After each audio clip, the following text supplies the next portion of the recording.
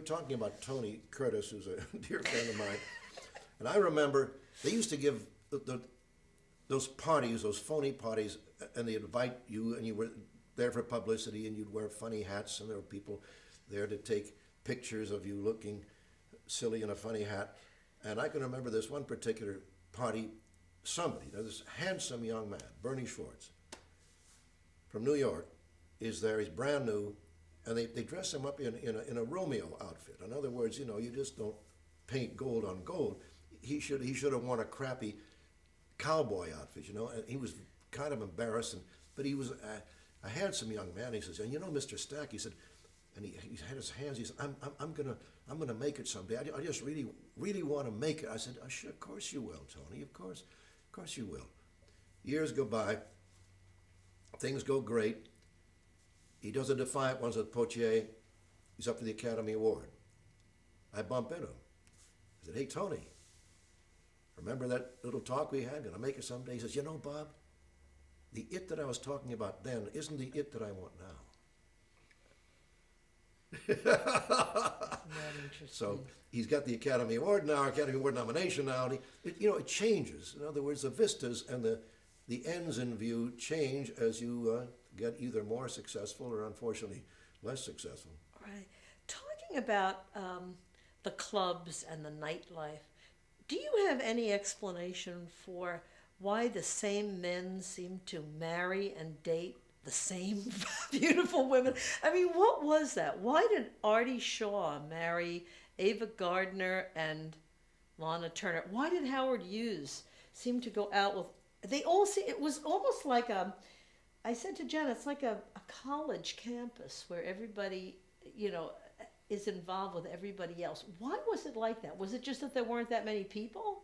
Oh, no, it wasn't that. The replication of the one that they've been with before, even though there was a disaster, well, I don't mean to sound shocking, but in many cases there was a sexual draw to that particular kind of woman, even though the woman was in quotation marks, trouble. And Frank Chatone did that. He kept marrying women that were problems all the way down the line from, I think it was Joan Crawford all the way, I don't know. I'm going way back in history. But it's not like I've been hurt by this kind of a beautiful woman who drove me crazy sexually, and I never want to see another girl like that again. Well, that's not true. I do want to see another girl like that again. Maybe this won't be such a pain in the neck, But subliminally, that had a lot to do with it because they went to the same visual-looking lady that they just had terrible problems with before. You say you just go to the opposite. You want a brunette, not the blonde. No way. I want someone who looks like it, but doesn't act like that. Was it this great thing of the entrance to Ciro's and the idea of getting dressed up? I mean, how did they get the energy to be dressed up? Very dramatic. It was showtime, off camera, and it was. I understand this. It's like behavior. It was a part of the behavior then, and it was fun. Right now, like I'm married to a beautiful young wife, and she keeps saying, "Where are the places we used to dance? Where are the places we used to go out there and enjoy?" Meaning, in a sense, I suppose, part of it showing off, part of a chance to dress up in lovely décolletage. And it's party time.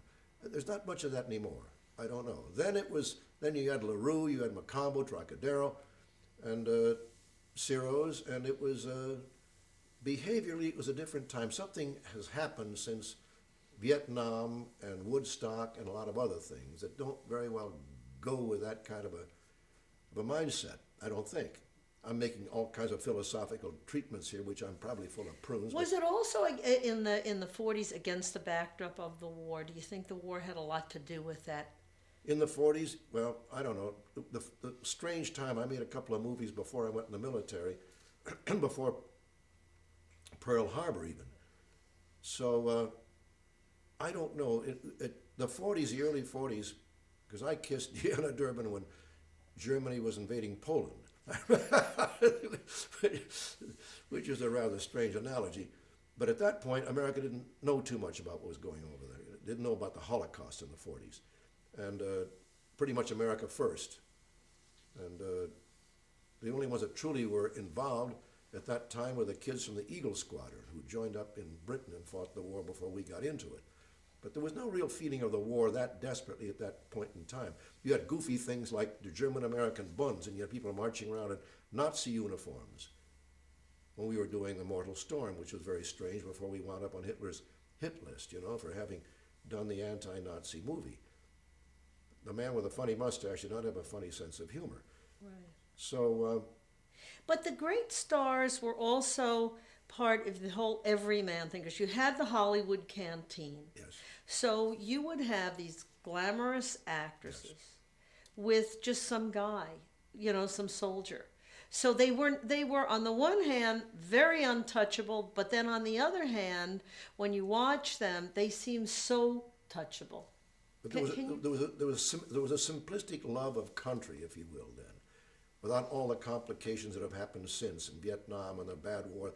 This was the good war. This was America. This is my country, right or wrong. I'll fight to the death.